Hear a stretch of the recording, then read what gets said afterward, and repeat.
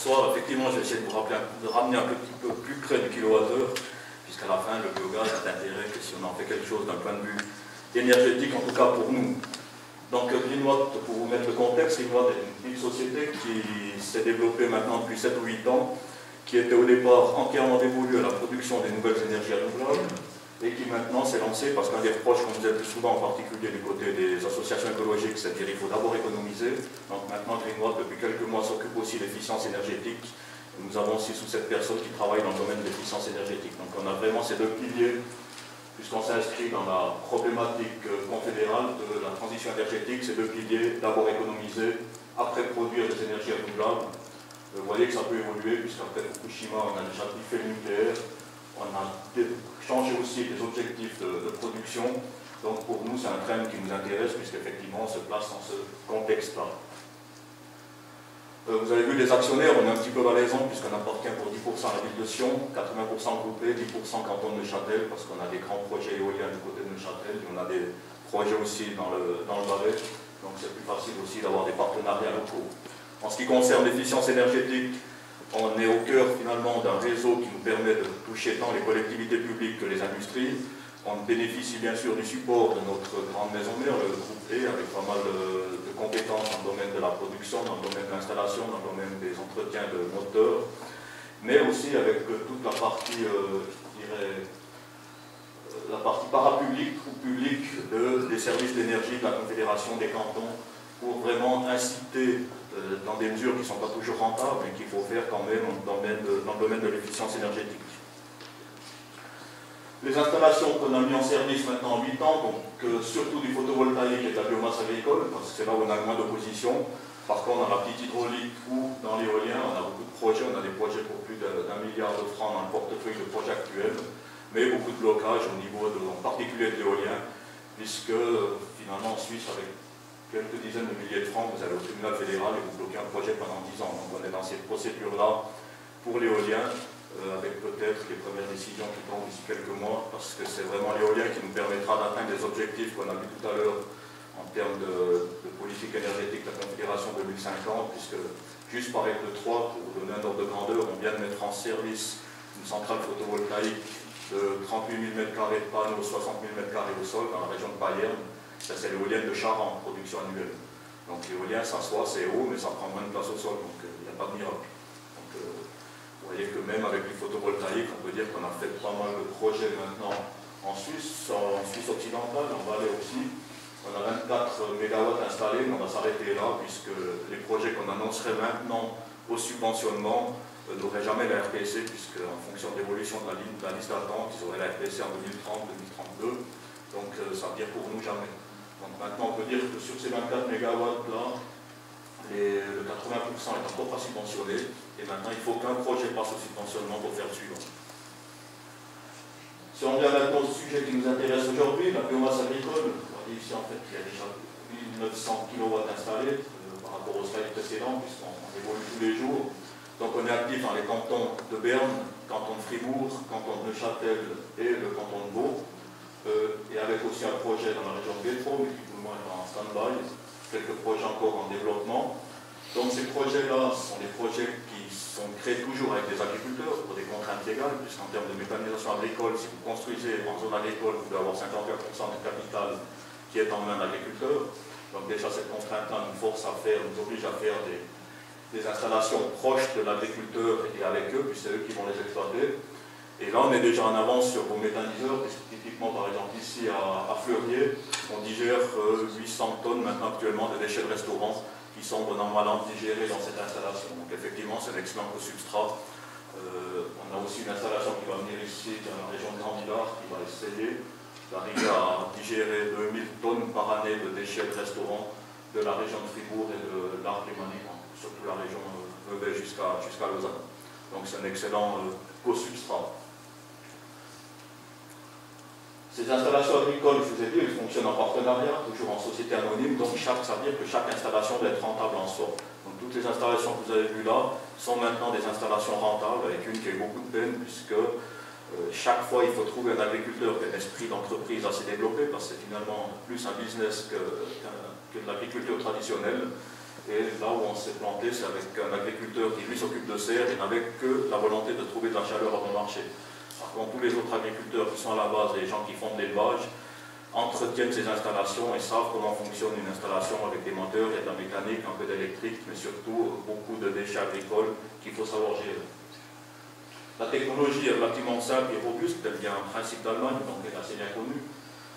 On met là-dedans tout ce qui est... Pour dire qu'en biomasse agricole, on est quand même limité d'après la réglementation, non seulement avec l'actionnariat, mais aussi sur les pourcentages. 80% des substrats qui entrent dans l'installation de biomasse agricole, on parle ici d'installations qui font à peu près 20 000 tonnes par année, 80% sont des substrats agricoles. Ça, c'est la loi qui nous oblige. À partir de là, si on n'arrive pas à ces 80%, on vient en méthanisation, je dirais, industrielle, et au lieu d'avoir 40 centimes le kilowattheure, à la sortie, on a 20 centimes. Donc ça fait la faillite de la société assez rapidement. 20% de co-substrats, tous ces co-substrats sont des déchets alimentaires, de l'agroalimentaire, des déchets verts, du gazon, des poussières moulins, des noix de café. C'est quelqu'un de nos gros partenaires, c'est Nestlé, puisqu'on a tout soit le retraitement des cafés, soit toutes les chaînes de production qui ont pas mal de déchets chez Nespresso, donc ça c'est des bombes énergétiques. Toutes les plures de cacao aussi, dans le domaine de la production de chocolat, sont intéressantes, c'est aussi des bons substrats très énergétiques. Et notre autre gros partenaire, c'est Translait, qui a énormément de perméable de lait, donc eux récoltent tout le petit lait, en tout cas de Suisse occidentale, mais même une bonne partie en Suisse allemande, en tirent les protéines de lait qui les vendent aux paysans pour l'alimentation des héros, et il reste du perméable, en fait c'est des sucres de lait, donc on ne savait pas trop faire jusqu'à maintenant, qui sont aussi des petites bombes énergétiques, et surtout faciles à manœuvrer parce que c'est semi-liquide, donc c'est une sorte de pâte qu'on peut injecter dans nos installations. Donc une phase d'alimentation, après vous avez le digesteur, le gaz qui doit être juste un peu purifié avant d'être brûlé dans des gros couplages chaleur-force. Vous trouvez ici en bas donc un gros couplage chaleur-force qui fait à peu près 55% de chaleur et 45% d'électricité. Donc à la fin, le bilan doit être équilibré. En termes financiers, si on prend les déchets, les co-substrats amènent 50% d'énergie, donc sans ces 20% de co-substrats, l'installation ne vit pas. Donc il faut trouver un savant équilibre entre les co-substrats et les engrais de ferme. Et à la sortie, il faut aussi avoir un équilibre, il faut mettre en valeur la chaleur, déjà pour des raisons financières. Si on met en valeur un minimum de chaleur, on n'a pas le bonus agricole ou les 3 centimes qui viennent sur un bonus chaleur. Et évidemment, le gros du business est assuré par l'électricité, puisqu'elle part sur le réseau. Puis là, on a 45 centimes le kilowattheure pour cette installation-là. Et vous avez vu là-haut, après, le digestat qui repart, lui, sur les champs. Donc toujours intéressant pour des agriculteurs, finalement ça fonctionne comme une vache, c'est une grosse vache, pour ça qu'il faut quand même avoir cette science derrière, de savoir alimenter ces grosses machines, pour qu'à la fin, tous ces équilibres subtils que vous avez vus dans les présentations précédentes en termes d'équilibre de gaz et tout ça, nos agriculteurs le font intuitivement, mais analysent quand même les gaz à la sortie. Effectivement, dès qu'il y a un gaz qui est plus ce qu'on voudrait pour le brûler, on donne plus à manger à la bête jusqu'à ce que ça rétablisse et on recommence à alimenter.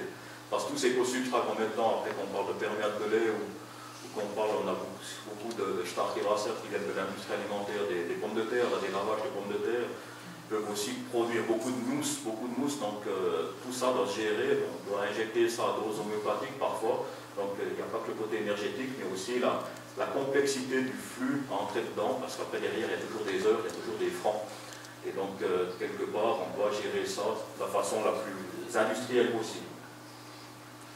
Donc ces déchets agricoles, on en a déjà parlé, localement disponibles, c'est aussi une des raisons pour lesquelles il n'y a pas encore d'installation agricole, on n'a pas fait d'installation agricole en Valais, parce qu'en Valais on a beaucoup d'éclatements, on a des vaches qui sont tout l'été en montagne, donc on doit rester dans un rayon de 15 km déjà pour une raison logique.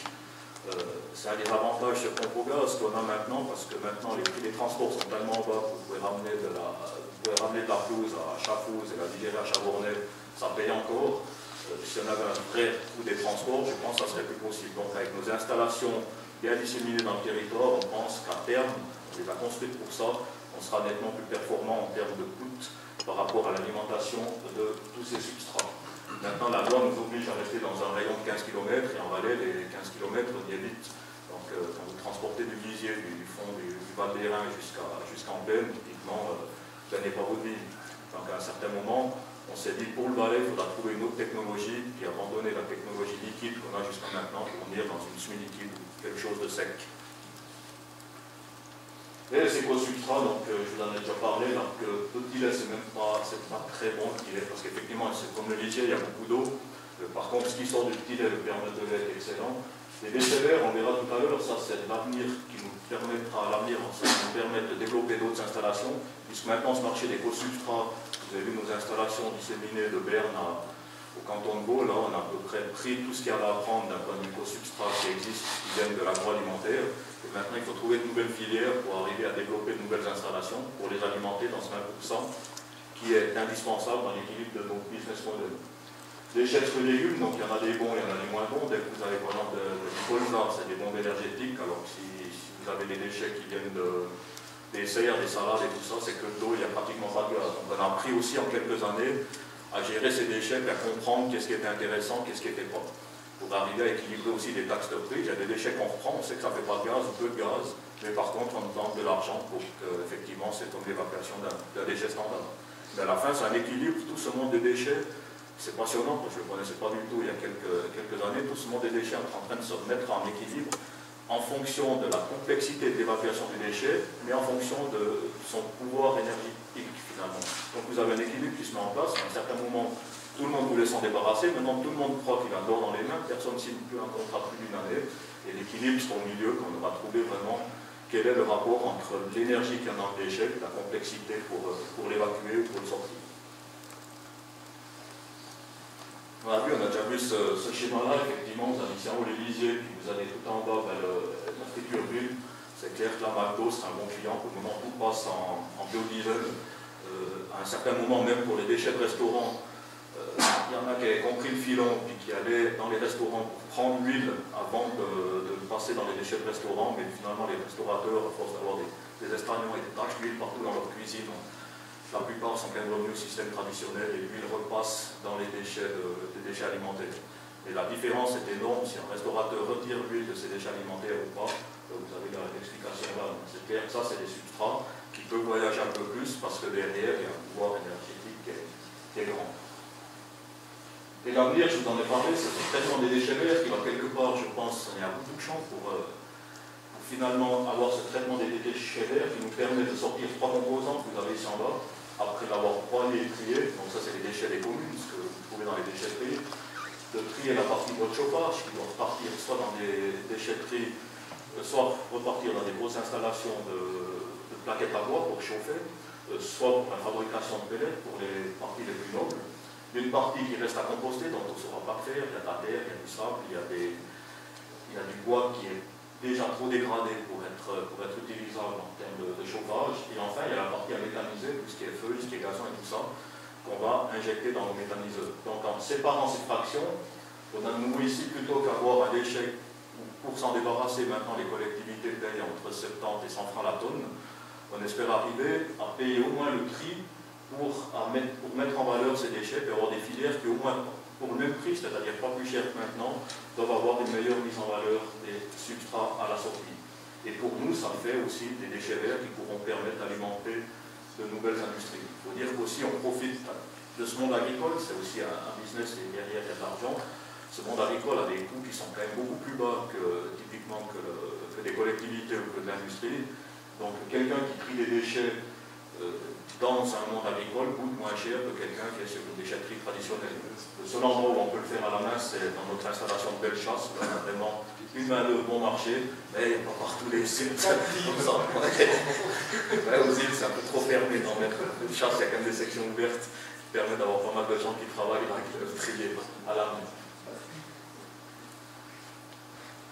Donc voilà, donc si on vient à la sortie de nos installations, il y a le digestat, c'est un engrais de ferme amélioré. C'est clair que pour l'agriculteur, c'est intéressant, on verra tout à l'heure. Il y a de l'électricité qui est pratiquement toujours vendue à Swissgrid, parce qu'on parle ici de kWh à 40 centimes, donc pratiquement implaçable sur le marché, puisque vous payez comme captif à la maison, vous payez entre 9 et 10 centimes, donc il n'y a personne qui est prêt à payer encore 40 centimes pour de l'électricité. À ce point-là, maintenant, je n'ai aucun remords d'avoir de l'électricité payée à 40 centimes. Quelque part, en termes de bilan sociétal, on donne quand même un avantage certain, puisqu'on enlève du méthane, on rend du CO2, mais ce méthane était 21 fois plus nocif en termes d'effet de serre, enfin plus efficace, je dirais, en termes d'effet de serre que le CO2.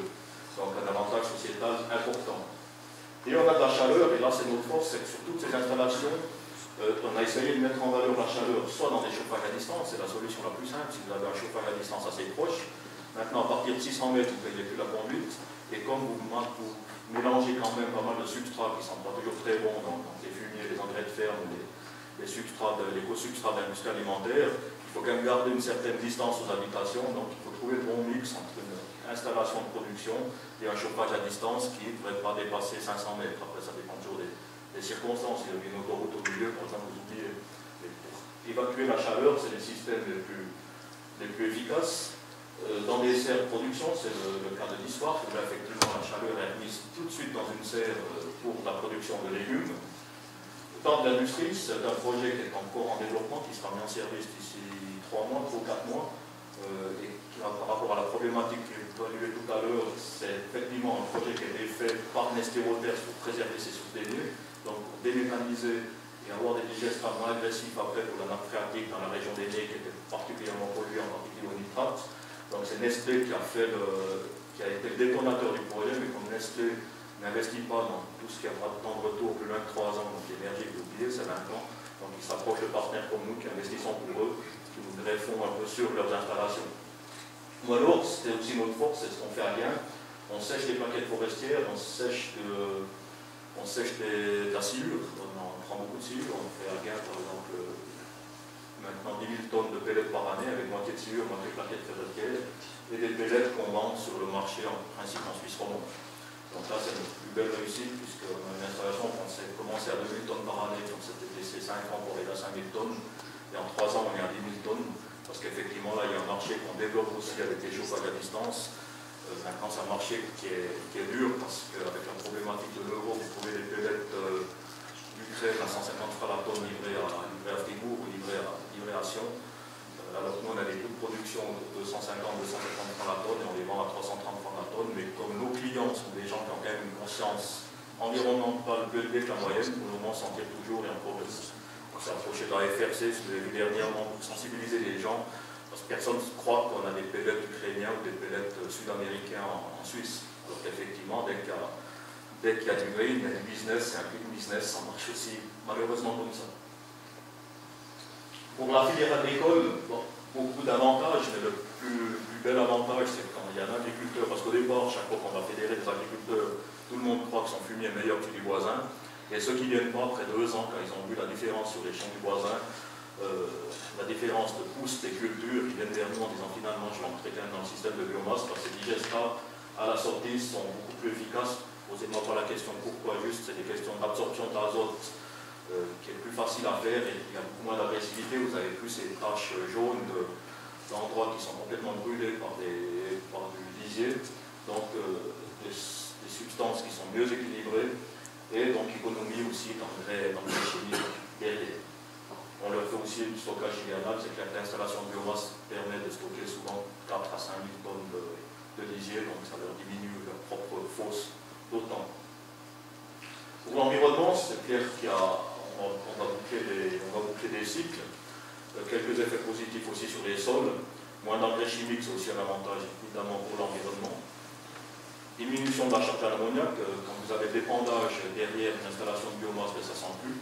Donc s'il y a des zones villages qui sont construites tout près d'une zone agricole, là c'est des avantages clairs, parce que sinon vous évitez ces quelques semaines par année, c'est temps comme maintenant où les gens vident leur fosse juste avant le froid pour passer l'hiver tranquille. Donc pas d'odeur, et une meilleure gestion de la fertilisation en diminuant tous les risques, mais ça c'est le cas de Nestlé Waters qui voulait qu'on fasse ça pour eux. Donc en résumé, c'est l'installation elle transforme des déchets organiques qui avant avaient peu de valeur en énergie noble. On contribue à ce recyclage des matières organiques, à la protection du climat, et on produit de l'énergie argumente quand même relativement beaucoup, puisque c'est des installations, on a un système assez agressif avec nos partenaires agricoles où ils sont payés raisonnablement jusqu'à 85% de fonctionnement de l'installation. Et après, il y a une courbe exponentielle qui leur permet de gagner plus, puisque là, ça veut dire qu'on a déjà couvert nos frais. Donc après, je leur dis qu'on distribuera l'argent qu'on a gagné. Et à un certain moment, il y en a qui arrivent à 97 ou 98% de taux de fonctionnement de ces moteurs, parce qu'ils dorment à côté, ils veulent que ça marche. Ils sont directement intéressés. Et c'est aussi notre intérêt. Tout le monde est content. Donc voilà, j'ai fait un peu le tour de ce que fait Greenwatt dans ce domaine de la méthanisation agricole, je l'ai survolé. Donc je suis pas content de voir que derrière il y avait des processus si compliqués, je n'imaginais pas comme ça, toujours tellement compliqué. Mais moi mon boulot à la fin c'est d'aller chez les agriculteurs et finalement je leur dis j'ai besoin de votre merde et on va faire de l'argent. Merci.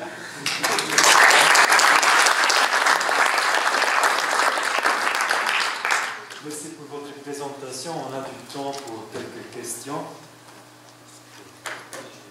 Oui. Une question. C'est plus spécifique pour la centrale de Vétro. Vous avez dit qu'elle est en développement, vous avez même dit qu'elle était en stand-by. C'est souvent les premières années où c'est le plus dur. Est-ce que ça va bien pour elle comme ça? Attention, Vétro, quand je parle d'un projet de Vétro, on a un projet agricole à côté du projet industriel, donc il n'est encore pas réalisé. Pour plusieurs raisons, c'est que c'est chez Stéphane Pillet, qui est le voisin de l'installation de Vétro industriel. C'est le plus gros agriculteur que je connaisse dans le coin, donc lui, c'est le seul qui a un potentiel de lisier qui permettrait de faire tourner une installation comme on les a à Fribourg. C'est clair qu'à Fribourg, c'est simple, sur 5 km, vous avez 1000 vaches. Donc vous avez lisier, engrais de ferme, vous avez tout sous la main. Alors qu'ici, c'est compliqué, parce que même PS, les vaches sont en haut dans les alpages de comté l'été, donc on n'aurait pas assez d'équipe l'été. Et de notre côté, il faut être clair, si on démarre un bon projet là-bas et qu'on commence à prendre des gros substrats, on tue gazelle. Et comme la ville de Sion, on va quand même actionner moi, pour le moment je t'avais frappé dans la mousse, parce que ce conflit, moi j'ai pas d'état d'âme quand c'est Axpo qui est à côté, si on se bat contre Axpo contre au gaz, c'est notre électricien, puis chacun son business, mais ici on tue finalement une entreprise qui est derrière avec des capitaux publics, donc c'est non plus pas le but. Maintenant, malheureusement, je crois que, si vous voulez, dans ma vision des choses, maintenant, il y a un projet qui est en développement. Bon, je ne sais pas si on va y participer ou pas du côté de la vallée de Conche. Pour moi, ça ne fait pas de sens de ramener de la pelouse d'Hernen à Vétro. Ça marche parce que maintenant, on ne paye rien le camion, mais un jour, ça ne peut pas fonctionner, ça ne fait pas de sens. Donc, ces installations agricoles mieux placées sur le terrain, à terme, vont bouffer le potentiel des grosses installations. C'est ma vision. C'est pour ça qu'on n'a pas touché, on a fait une analyse au départ et on n'a pas touché l'industriel. Je pense qu'il n'y a pas d'avenir, mais c'est ma vision. Moi, je suis payé pour la défendre, donc il n'y a pas de mérite. Mais pour le moment, ça marche. Pour le moment, toutes ces installations-là sont rentables. Il n'y en a pas une qui perd de l'argent. Il y a un autre problème qui était quand même sous-estimé au départ, pour lequel on ne peut pas leur en vouloir, c'est que la composition des déchets verts en Valais n'est pas la même qu'à Fribourg. Il y a beaucoup plus de bois. Le bois, ça ne fait pas de méthane, donc il y a à peu près, si j'ai bien compris, ici 50% de bois, alors d'habitude on est plutôt sur du 30%. Ce qui fait que les calculs de volume que vous aviez au départ ne donnent pas autant de gaz qu'on peut l'imaginer. Justement, alors, je vais rebondir sur ce que vous avez dit. J'ai vu une slide qui montrait l'efficience énergétique, qui disait que l'huile avait une grande efficacité, et je voulais savoir laquelle on utilise le plus. Laquelle huile? Non, quelle matière première on utilise le plus? Oh. Et si ça diffère sur... Ouais, il y a la capacité, il y a l'énergie qu'il vous faut. Après, déjà, il faut la trouver. Donc l'huile, par exemple, on n'en a pratiquement pas, à part ce qui vient dans les déchets de restaurant, parce que là, il y a des filières de biocarburants qui apparemment rapportent plus à McDonald's que ce qu'on pourrait nous leur proposer. Parce que nous, on décompose toujours, on regarde les mètres cubes de gaz, on regarde les kilowattheures, on déduit la manutention. Pour l'huile, il n'y en a pratiquement pas, c'est facile, puisque vous le videz dedans, et puis vous l'injectez petit à petit. Et puis à la fin, il y a des francs. Mais par contre, il y a ces eaux de lavage des pommes de terre là, qui paraissent être des bons substrats, mais qui nous font de la mousse partout, on ne les prend plus. Donc ce n'est pas que la capacité énergétique, c'est la capacité énergétique d'un co-substrat, mais cumulée avec la chaîne. Typiquement du marque café, vous devez l'empiler, vous devez prendre un de ces petits tracks là, vous devez charger. Donc ça n'a pas la même valeur, même si d'un point de vue énergétique c'est excellent. Il faut déduire la manutention, il faut déduire tout ça pour arriver jusqu'à un digesteur. C'est un calcul économique à la fin. Donc ici, il n'y a pas de gros substrats qui sont privilégiés. On a débarqué avec un montgolfier. On a regardé un petit peu sur la Seine ce soir, donc surtout sur toi Seine. On a débuté avec une méthanisation bien suivie à petite échelle, une échelle qui est qui est bon pour vraiment suivre et regarder ce qui se passe. Ici, ce qui se passe avec les déchets alimentaires. On a après vu une présentation sur l'application des algues, des microalgues. Surtout, c'est intéressant pour la purification de l'eau. Donc, on passe ici dans un régime normalement hétérotrophe, éventuellement mixotrophe. Donc, les algues n'ont pas besoin de lumière parce qu'ils mangent ce qui est à disposition. Et de même temps, apparemment, on peut éliminer le phosphate, et l'azote et l'ammoniac qui est dans l'eau. Et comme dernière intervention, on a vu qu'est-ce que ça veut dire travailler, alors réaliser des installations dans la réalité. Quels sont les substrats à disposition? Quels sont les enjeux? On ne pense pas, on doit aller, si on veut transporter ces déchets en bois dans la plaine, ça ne va pas. Il faut rester en eau avec ça pour être rentable. Donc il y a plein de défis. Et vous êtes invité de prendre un apéro à côté, mais avant tout, j'aimerais remercier Aline Dayer et Cécile Munch qui ont organisé avec moi et d'autres cette conférence. Et là, il y a une prochaine conférence qui n'est pas organisée par nous, mais entre autres par CIMAC. C'est un International Workshop on Food Waste Valorization à Vevey en mars prochain. Et ce qui nous reste, c'est tester la biomasse à côté dans la cafétéria où vous pouvez rencontrer les deux intervenants restants et aussi vous pouvez parler entre vous. Merci encore une fois.